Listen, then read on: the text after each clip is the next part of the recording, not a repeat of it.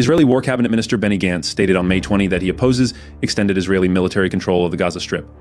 Gantz estimated that such an occupation would require Israel to extend mandatory military service from 32 to 48 months. He emphasized that neither Hamas nor Israel should rule Gaza. Gantz's stance aligns with his earlier ultimatum to Netanyahu to approve a new strategy for the Gaza Strip by June 8th. An Israeli government document indicated that occupation would dramatically increase the number of reserve soldiers and cost roughly $5 billion.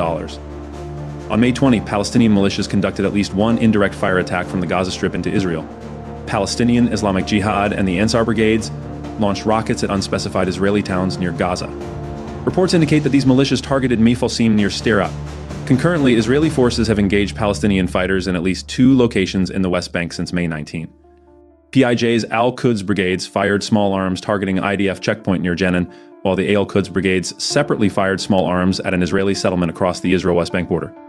The Israel Defense Forces 98th Division continued clearing operations in Jabalia on May 20. The IDF 71st, 36th, and 460th Brigades engaged Palestinian fighters, raided militia sites, and located weapons in an UNRWA compound in Jabalia. The brigades directed strikes on Palestinian cells approaching Israeli forces in Jabalia with rocket-propelled grenades and anti-tank munitions. Israeli forces have killed over 200 fighters in Jabalia since operations began on May 14th.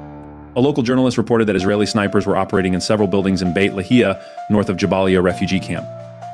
The IDF Air Force has struck and killed 2 key Hamas police officials in the central Gaza Strip in recent days.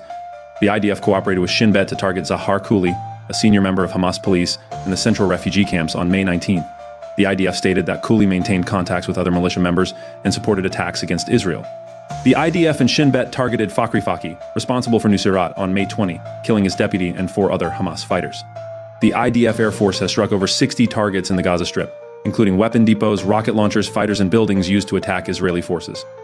The IDF 162nd Division announced that it deepened its clearing operation into eastern Rafah on May 20. Israeli forces located dozens of tunnel shafts, raided militia sites, and engaged Palestinian fighters in eastern Rafah. An IDF Magellan drone team directed a strike on a fighter exiting a tunnel shaft to target Israeli forces.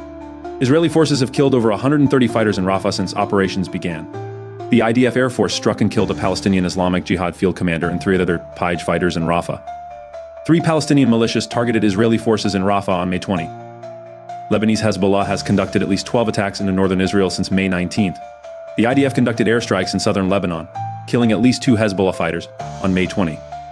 The IDF targeted a weapons depot in al-Naqoura. Israeli Army radio reported that the strikes killed 4 Hezbollah fighters, although Hezbollah acknowledged the deaths of only 2 of its fighters in al-Naqoura.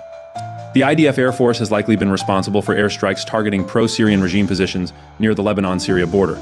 These strikes were aimed at disrupting Hezbollah's efforts to bring personnel and weapons into Lebanon from Syria. Iranian President Ebrahim Raisi died in a helicopter crash in northwestern Iran on May 19. His death upends Supreme Leader Ali Khamenei's multi-year project grooming Raisi to become the next Supreme Leader. Khamenei invested significant effort in preparing Raisi, appointing him to key positions and ensuring his election win in 2021.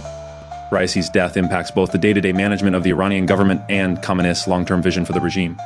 There is no clear successor, with various factions in Iran now maneuvering for influence. This unexpected event could lead to significant changes in Iran's political landscape.